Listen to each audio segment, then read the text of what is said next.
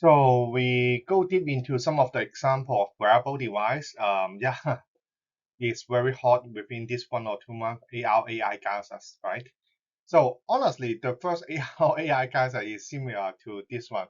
So it's really funny, but you try to combine with the camera here, the camera, and then they try to combine with the USB device. But because at that time we do not have lots of the computation power, we do not have the edge computing, they do not want the lots of the good AI algorithm, for example, YOLO, etc., etc. So mostly they need to connect with the USB and then USB connect with the notebook, and then you have the backpack computer at your bed, and then where the this kind of AR AI glasses. Yeah, later on they also project the image on the glasses, so that the first Google glasses, right? So you have some simple image and also simple message on their glasses. So that is the situation. Yeah, that's the first one. And then this kind of the AR AI gadget is pretty good because somehow they try to help the AD, or somehow they try to help the MCI, mild cognitive impairment, to do lots of the phases and also object recognition, understand the scenes, and then remind them lots of the things. For example, yeah, we always want to find our mobile phone, smartphone at home. So where is your mobile phone?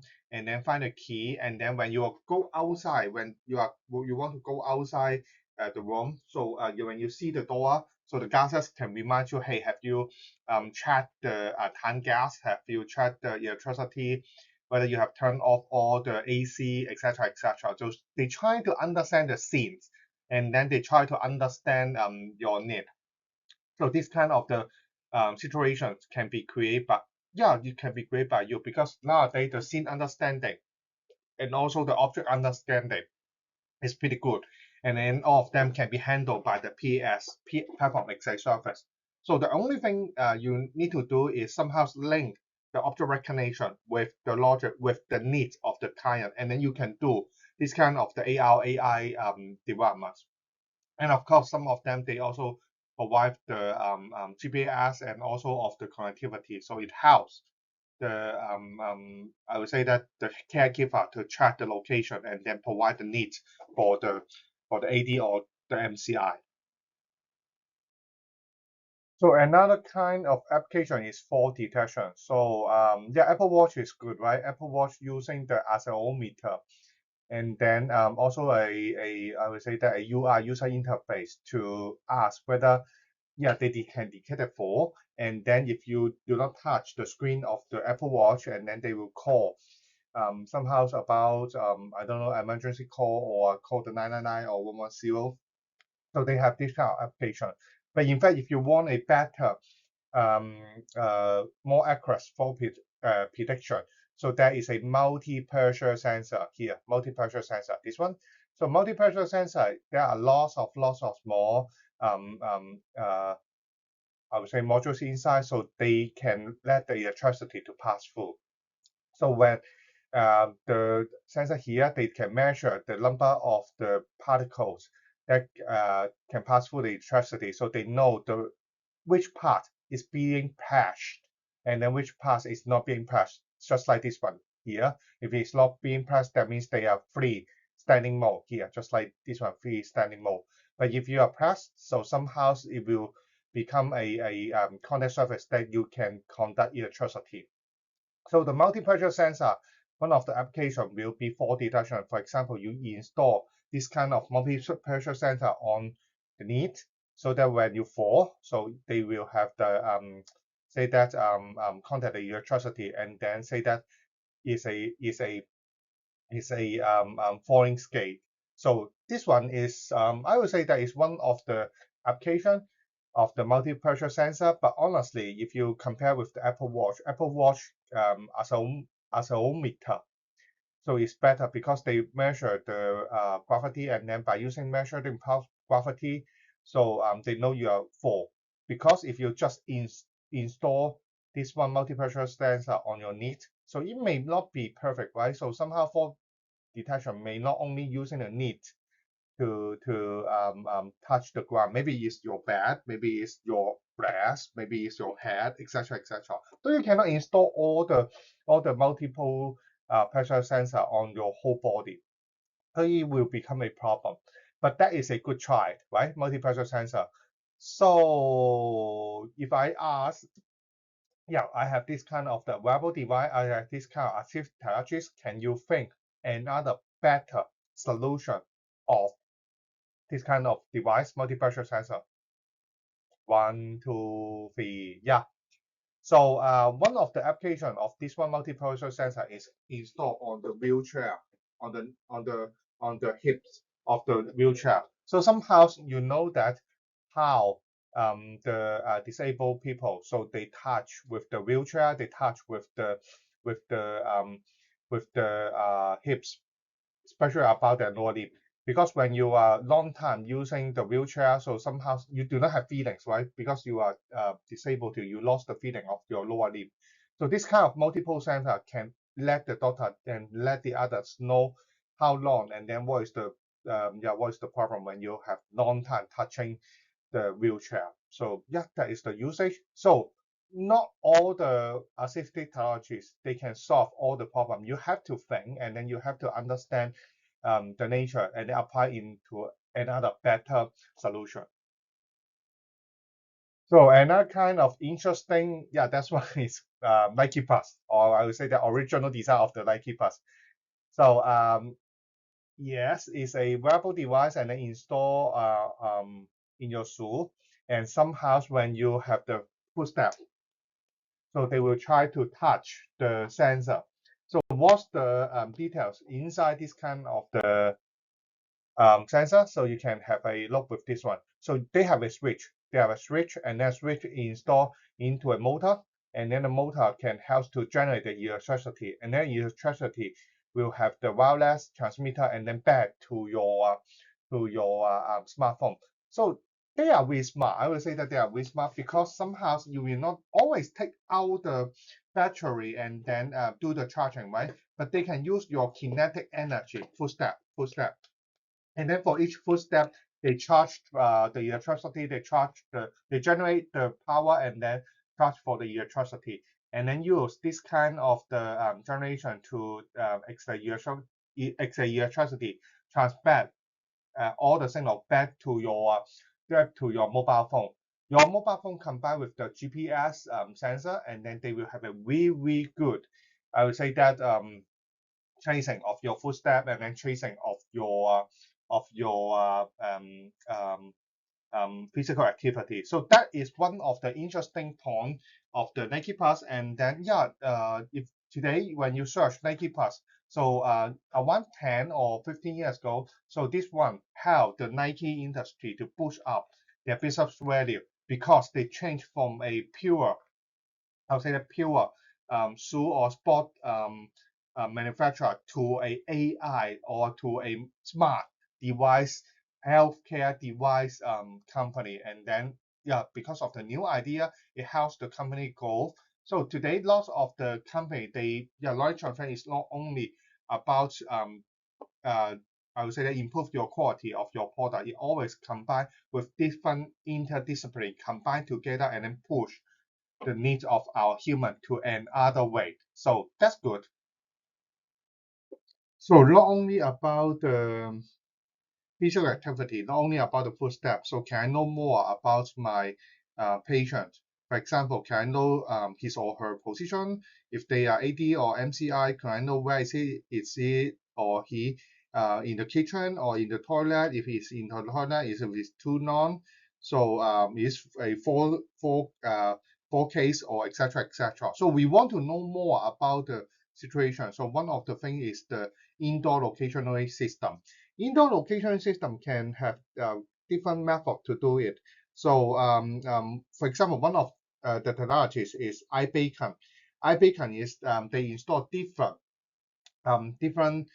emitter in your indoor. So you are the receiver. For example, you use the mobile phone and then you are the receiver, and then there are lots of emitter. So by measure the distance between the smartphone receiver and also the emitter eye beacon, so they know the distance. So if you have more than 3 eye beacon at home, so somehow I can know the positions of your I can know your current positions.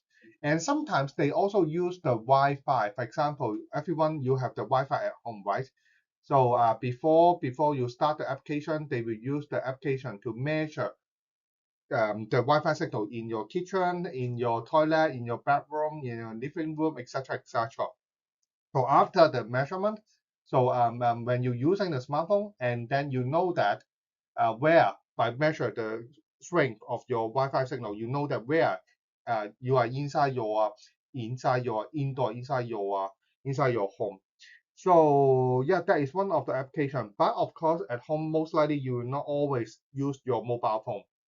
Maybe I am, but most likely the elderly, they will not do this kind of things.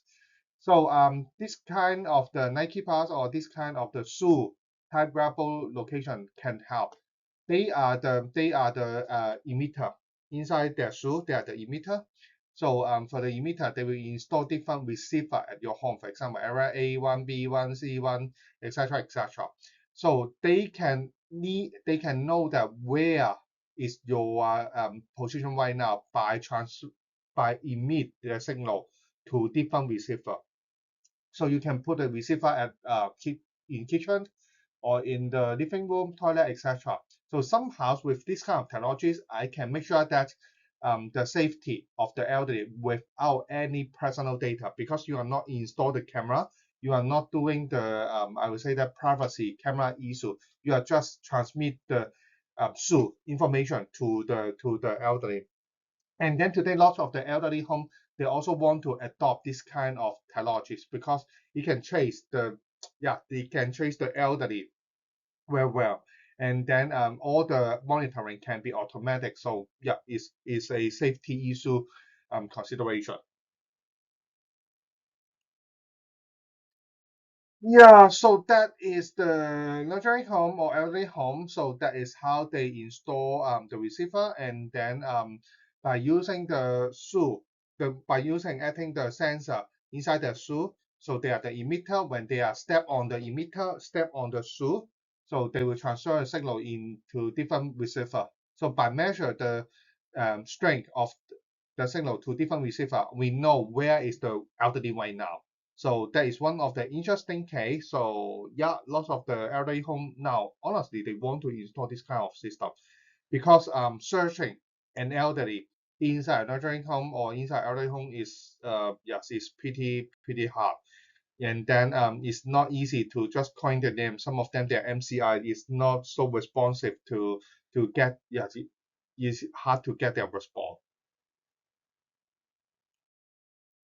So another application for the Parkinson's disease for the freezing of the gait. So how the wearable device can help them or give them a little bit force and then remind them how to walk. So we resume their walk cycle. So let's have a look with the videos.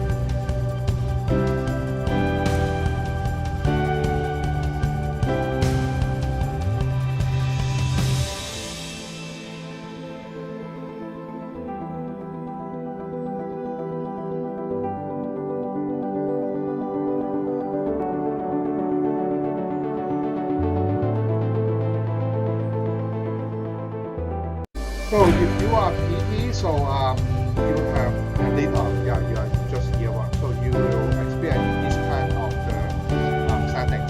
So for all the parents, so they are, I will say that they still have the physical ability to walk, but they just lost their cognitive function, so they forget how to walk. So if you forget how to walk, so you need not to use the wheelchair. Honestly, you just need a PT or just need the assistant to help them to move a little bit, a little bit, a little bit, remind them to walk a little bit, a little bit, a little bit. Just like some of the caregivers, they walk tours with the patients, and then the patients, and then give them a little bit assistance, a little bit assistance, a little bit assistance. And then this kind of the settings can be handled by the wearable device. So yeah, that is this is the setting of this experiment.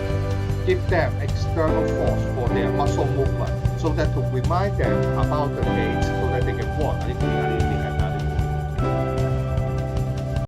So that is the one of the experiment I want to feed 2 years ago. So 2 years ago, almost is 3 years ago. So they use the wearable device and then use this one to give them external force and externally stimulus to their muscle, so that they remind them how to move their neck. So Pakistan, they will forget how to move their left leg, left leg, right leg, etc., etc. Just like when you are a baby, so you learn how to walk again. And then when you're a baby, so you know that how your father and mother help you to teach you how to walk, and then push your leg, and then hold your hand one by one. And then the situation is similar, but now they are not using the human. Yet they still have the human. PT is still here, physical therapy is still here, but they try to use some stimulus to their muscles, so to remind how they walk, how they walk, how they walk. So this is a case of a 70 years old man who, our exam remember, should be 40 days, right? 40 something. So they know how to resume, or they know how to have the resume their walk ability. So there is a soft robotic assistive technologies that can help the disabled, that can help the Parkinson. So that is the settings of this device. A little bit bulky, yeah, that's true. A little bit bulky, but honestly, it's still I would say that experiment setting. So yeah, if you go to the production, all the things will be better. So there are battery inside, and then there are electronic device inside. So they know the I would say the accelerometer. So they know the status of your hips, and then they know the status of your lower limb. So by detect your motions, and then somehow they will give you external force, external signal, and then remind you how to complete the walk cycle one by one, one by one, one by one. So that is yeah, IMU, and then give them the basic control of the whole system, and then to complete the whole cycle. And then that is how the walk cycle is doing. So somehow they detect the movement of your lower limb, and then when they are mouse pointer. So when they are start to have the next walking cycle of your should be left leg, right? So they try to contract, and then give the external signal to remind you to move your left leg, to move your left part of your leg. So they will increase the stretch, increase the pressure, and then to complete the whole cycle, give the external force to your left leg, and then so on and so on and so on. The design is smart because they just detect the walk cycle, they just detect the gait cycles, and then give a little bit external force, and then they can resume this kind of the walking cycle, so that all the Pakistan or they want to help the Pakistan kids. They need not, when they have the problem on the walk cycle, they need not to sit on the wheelchair, because if you stop one of the abilities, stop one by one by one by one by one, right? So the disease will become worse and worse and worse and worse. So the better way to keep them into a better situation is, we are not going to stop their daily activity. We are not going to stop their ability. So we just want to slow down all the things, help them, and then slow down all the things. And this kind of technologies, this kind of the AI and also of the wearable device, it helps to do so. And then the result is good. So honestly, it shows a great improvement about the Pakistan walking cycle.